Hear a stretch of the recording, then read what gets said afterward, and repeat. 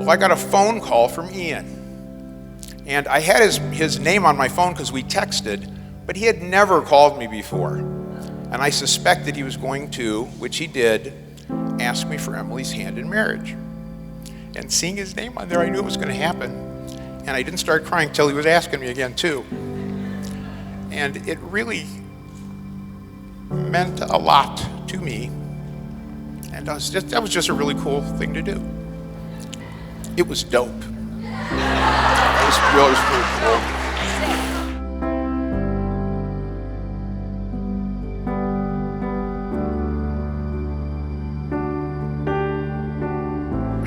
In general, Ian has what I feel is like an aura of calm around him. He could be in the midst of all hell breaking loose, and although he's aware of it, he doesn't let it impact him. And the thing I see about that is, like, at times, like, if there's some stress, he makes the decision to love.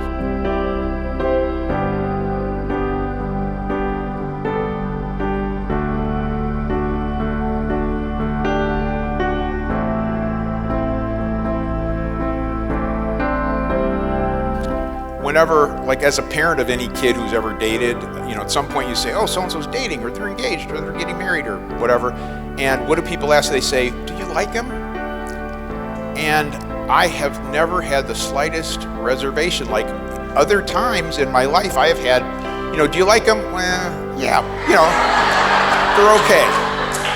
Or, yeah, I like him, but, there's that thing. I've had absolutely no reservations with you. I'm just so happy to have you for a son. Em, you're so flippin' special. I mean, you're our first child, my first baby girl. As we see for this, she's creative, artistic, and talented. She came up with my tie gift. It has a picture of me and Emily as a baby on the back of it. I mean,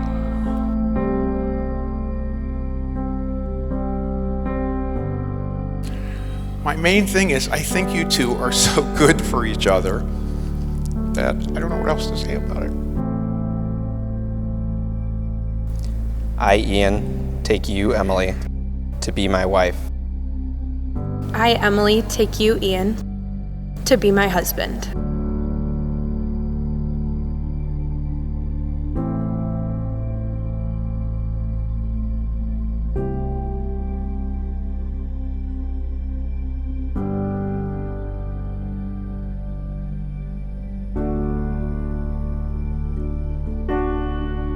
I promise to be faithful to you. In good times and in bad. In sickness and in health. To love you and to honor you. All the days of my life. Think back to the first time you walked on campus as students. Could you have ever imagined that this would happen? Emily, receive this ring as a sign of my love and fidelity. In the name of the Father, of the Son, and of the Holy Spirit.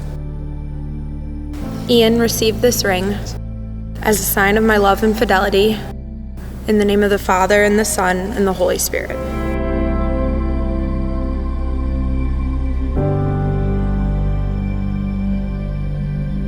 My friends, it is my distinct pleasure and privilege to introduce to you for the very first time Mr. and Mrs. Emily and Ian Lyon.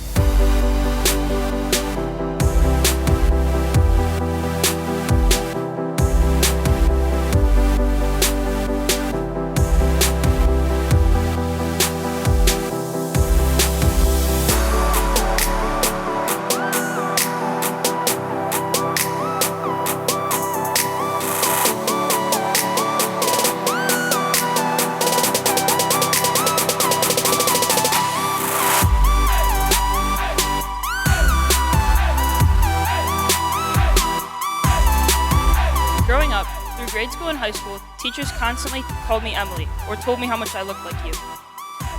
This was far from an insult, but I got a little tired of hearing it. I did not fully come to appreciate our resemblance until your bachelorette party in Nashville.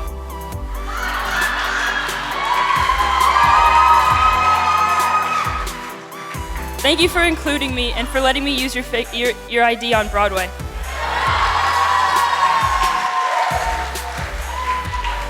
Thank God no one asked me for the address. Ian, I remember the first time you stayed at our house, about 6 years ago. You were there for about a week, and my family nearly made it through without a fight.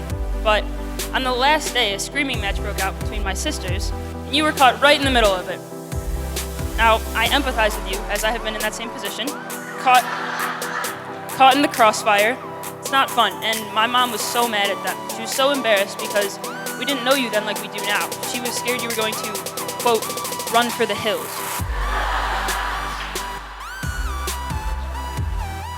Despite this traumatizing experience, you stuck around, Ian, and we're glad you did.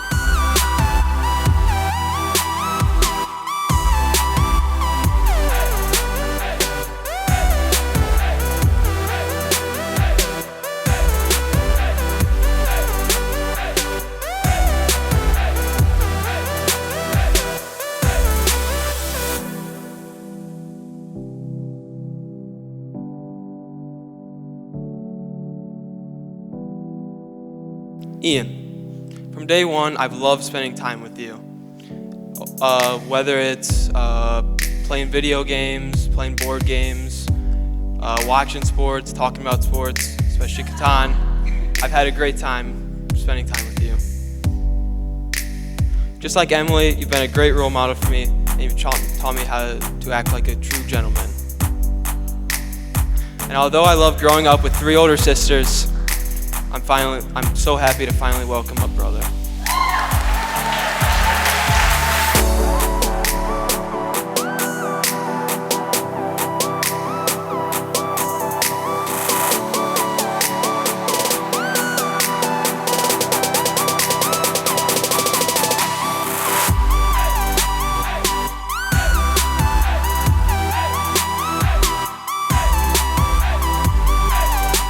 When I was born, I came out with a full head of dark brown curly hair.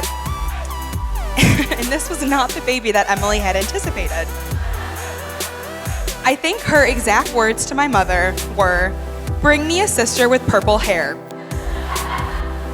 I was planning to dye my hair purple for this weekend, but Gracie reminded me that it might clash with our dresses. So thank you for loving me despite my lack of purple hair, and I hope that we have lived up to your other standards and made you proud.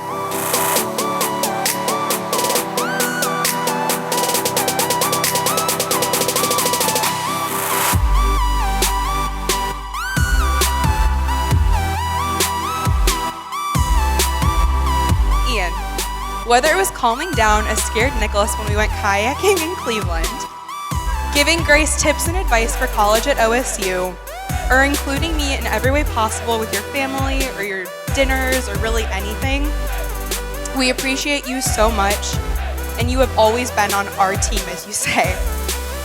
We appreciate everything you have done for us and notice that your qualities mesh so well with Emily's. We feel confidently that you are both going far in life. So when I was younger, I really wanted a younger brother. And so down at the plaza, there is this thing that we call the wishing pig, which is this bronze statue that you go down to, and you can put a dollar or a coin in and rub its nose and make a wish. So when I was younger, I think around 4 or so, my parents took me down there, and I put in a coin and made a wish for a little brother. And then a few months later, Ian was born. Now, in hindsight, I think that may have been a bit of a setup to avoid answering any questions, but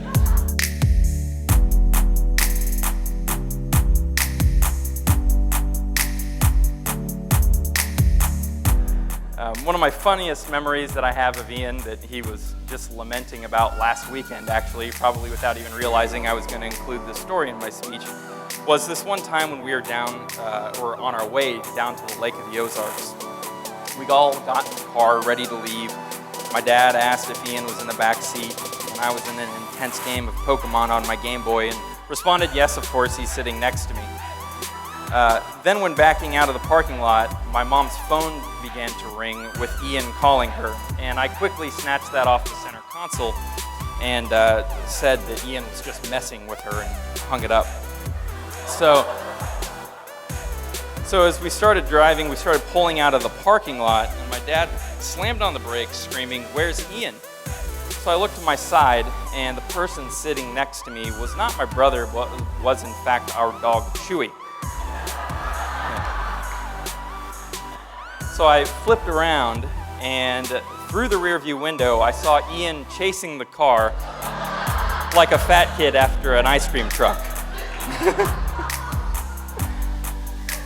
And so I don't think he's ever forgiven me for that. Even last weekend he was complaining.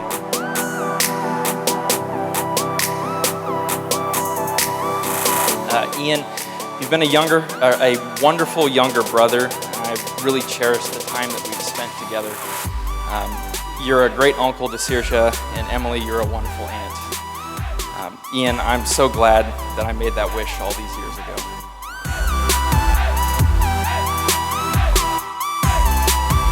One point, telling Emily, who is 3 years older than Elise, it's interesting, you guys are sisters. You look similar, but you're different. You have long, straight, blonde hair, Emily, and Elise has short, tight, curly, dark hair. And Emily at that point said to me, it really would be a shame if something happened to Elise's curls.